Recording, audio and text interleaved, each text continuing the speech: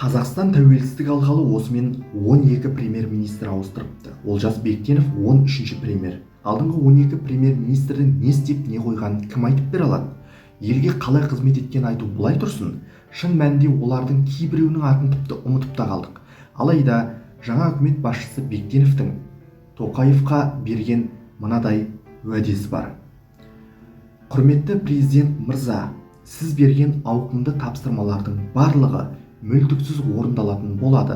Жаңартылған үкіметтің құрамы оған дайын. Мәселелердің сәннен гөрі мәніне көп назар аударамыз. Нақты іспен айналысамыз, нәтиже болады деп уәде беремін, деді Олжас Бектенов. Неге премьер-министр дәл бұлай сөйледі? Әрине, тұтас мемлекеттің үкімет басшысы бұл сөздерді айтарда өзіне қандай жауапкершілік жүгі артылатынын сезінген шығар. Мәселелердің сәннен гөрі мәнінен көп назар аударамыз дегені бұрынғы басшылар сияқты құр сөйлей бермей, нақты іске көшеміз дегені. Алда тұрған елдің жағдайын жақсарту жобаларын қолға алып, халыққа уәдені үйіп төкпей, сол айтылған уәдені іс жүзінде жүзеге асырамыз дегені. Құрметті көрермен, өздеріңіз білетіндей, әдетте біз өткен тарихтан мысал келтіреміз. Ал бұл жолы сіздерге осы Қазақстан тарихынан, тәуелсіздікті алғаннан кейінгі тарихтан мысал келтіргенді жөн көрдік. Қазақ елінің ең алғашқы білім министрі ол Ахмет Байтұрсынұлы атамыз еді. Ахмет Байтұрсынұлы 1920 жылдан 1921 жылға дейін қызмет етті. Одан кейін кеңестік саясаттың салқыны күшейіп, министрлер бірінен кейін бірі ауысып отырды. Тәуелсіздік алған жылдары республиканың білім басшысы қызметінде Шайсұлтан Шаяхметов деген адам болды. Бұл адамды кеңестік дәуірдің адамдары жақсы білетін шығар.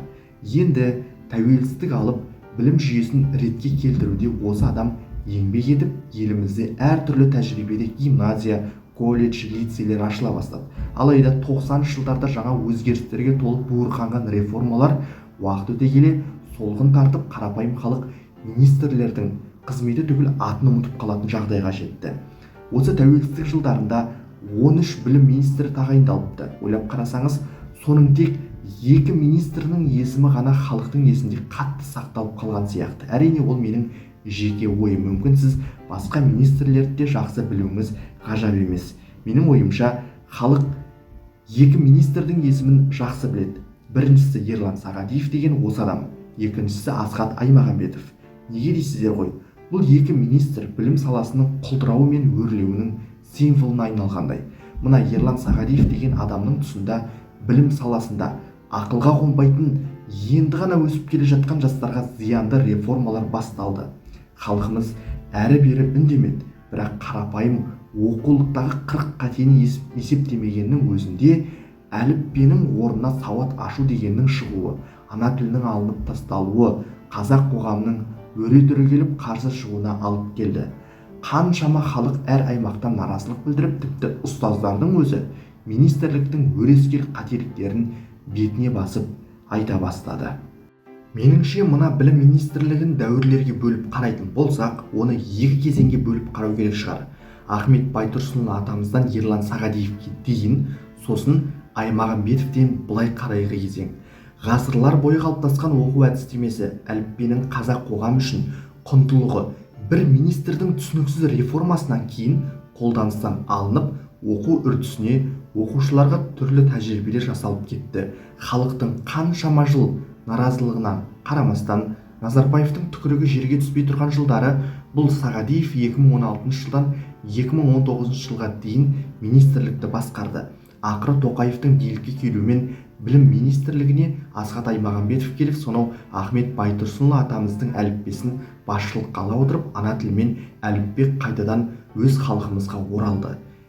Естеріңізде ме, кезінде қазақ халқының киелі жәдігері Түркістандағы Қожа Ахмет Яссауи кесенесіндегі 6 ғасырлық тарихы бар тайқазанды орыстар 1935 жылы Санкт-Петербургте музей Эрмитажға алып кетіп, жарты ғасырдан астам уақыт сонда тұрып, 1989 жылы 18 қыркүйекте ғана Түркістанға қайтарылғанда халқымыз қалай қуанса, халқымыздың рухани байлығы әліппе мен ана тілі қайтып оралғанда халқымыз солай қуанған шығар деп ойлаймын. Менің айтайын дегенім мынау.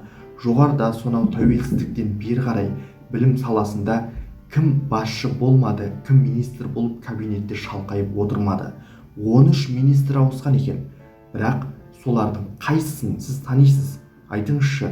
Ал Аймағамбетов қазір министр емес, парламентте топырлаған жүздеген депутаттың арасында отыр. Бірақ халық Аймағамбетовті ұмытты ма? Оның жұмысын әлі күнге дейін халық аңыз қылып айтып жүр. Оған келісетін шығарсыз. Сол сияқты тәуелсіздіктен бері қарай Қазақстанды осымен 12 премьер-министр ауыстырыпты. Олжас Бектенов 13-ші премьер. Демек, жаңа премьер-министрде Аймағамбетов сияқты үлкен мүмкіндік бар. Мына елдің жағдайын түзеп, халқына адал қызмет етсе, онда халық Олжас Бектеновті төбесіне көтеріп, есімін аңыз қылып айтып жүреді. Мәселелердің сәнінен гөрі мәніне көп назар аударамыз, нақты іспен айналысамыз деп президентке уәде берді. Енді өзінің алдындағы үкімет басшыларынан сабақ алып, қателіктерді қайталамай, Қазақстан ғажайыбын жасайды деп үміттенеміз. Ал сіз бүгінгі жаңа үкіметтен қандай өзгеріс күтесіз? Өз ойларыңызды міндетті түрде комментарийге жазып қалдырыңыз.